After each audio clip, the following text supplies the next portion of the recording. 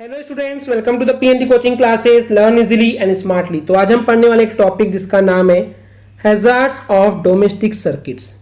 तो इस टॉपिक का मतलब है जो डोमेस्टिक सर्किट्स होते हैं, जो आपके घरों में जो सर्किट्स यूज होते हैं, उसमें क्या क्या हैजार्ड्स हो सकते हैं, क्या क्या खतरे हो सकते हैं, क्या क्या रिस्क हो सकती है। चलिए समझते हैं इसको इन डिटेल में। तो दो टाइप के हैजार्ड्स यानी खतरे हमको हमारे डोमेस्टिक सर्किट्स में, घरों के सर्किट्स में देखने को मिलता है। पहला होता है ओवरलोडिंग और दूसरा होता है शॉर्ट सर्किट। इन दोनों को ही चलिए वन बाय वन समझते हैं। पहले समझते हैं ओवरलोडिंग क्या होता है। तो यहाँ पे ये ओवरलोडिंग कब होता है, अगर कोई आप अप्लायंस जो कि डिवाइस यूज कर रहे हैं, कोई भी डिवाइस यूज कर रहे हैं, उसको बहुत ज्यादा यूज कर रहे हैं, ओवर यूज कर रहे हैं, तो उसके लिए बहुत ज्यादा मात्रा में एक्सेसिव यानी कि बहुत अधिक क्वांटिटी में, बहुत ज्यादा क्वांटिटी में इलेक्ट्रिक करंट का फ्लो लगातार होता रहेगा। इस वजह से हमको ओवरलोडिंग देखने को मिलती है। इसके अलावा कई बार क्या होता है, एकदम से जो वोल्टेज होता है जो आपके घरों में सप्लाई होता है 220 वोल्ट का जनरली इलेक्ट्रिक करंट सप्लाई होता है, लेकिन कई बार जो वोल्टेज है वो एकदम से बढ़ जाता है, हाइक हो जाता है, बढ़ जाता है एक्सीडेंटली, अचानक से। तो उस केस में भी आपको क्या देखने को मिलता है, ओवरलोडिंग। तीसरा रीजन, कई बार बहुत सारे अप्लायंसेस, बहुत सारे डिवाइसेस अगर आप एक सिंगल सॉकेट में लगा देते हैं, एक ही सिंगल सॉकेट में कनेक्ट कर देते हैं, उस केस में भी आपने कई बार ओवरलोडिंग हो गई है ऐसा सुने होंगे। तो यही कुछ रीजंस थे जिसकी वजह से हमको ओवरलोडिंग देखने को मिलता है। कुल मिलाकर के ओवरलोडिंग क्या है, अगर ओवर यानी कि बहुत ज्यादा लोड बढ़ जा रहा है, बहुत ज्यादा लोड आ जा रहा है इलेक्ट्रिक करंट पे, तो उस केस में इसको बोलते हैं ओवरलोडिंग। और बहुत ज्यादा अगर आप कोई डिवाइसेस को यूज करेंगे तो ओवरलोडिंग तो होगा ही होगा। ठीक है, तो इलेक्ट्रिक करंट अगर बहुत ज्यादा सप्लाई हो रही है, बहुत ज्यादा यूज हो रही है, तो उसको ओवरलोडिंग बोलते हैं। अब समझते हैं शॉर्ट सर्किट को।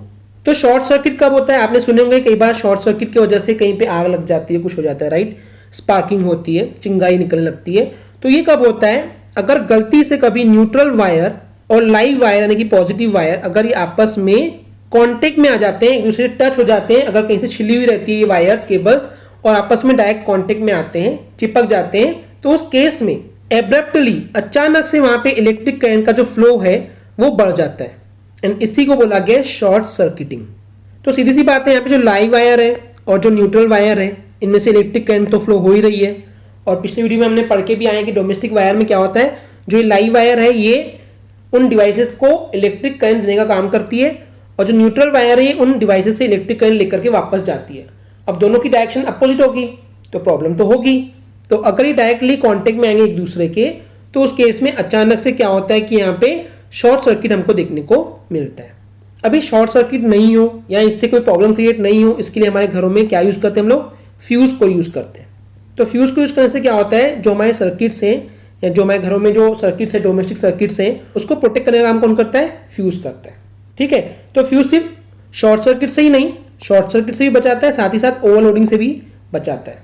ठीक है, तो हमारे घरों में जो इक्विपमेंट लगे हुए हैं, जो डिवाइसेस लगे हैं, जो यूज कर रहे हैं हम लोग, वो खराब नहीं होते। फ्यूज जो है वो सिंपल से उसकी वायर पिघल जाती है और हमारे घर में जो इक्विपमेंट लग रहे हैं, जो चल रहे हैं, वो सेफली बच जाते हैं। तो ये कुछ हैजार्ड्स थे जो आपको पता होना चाहिए। ओके स्टूडेंट्स, क्लियर है? आई होप स्टूडेंट्स आपको ये क्लियर हो गया होगा। अगर आपको हमारी वीडियो से कुछ भी सीखने मिला या नॉलेज मिला तो प्लीज हमारे चैनल को सब्सक्राइब कीजिए एंड वीडियो को लाइक जरूर करें। आज के लिए इतना ही, थैंक यू।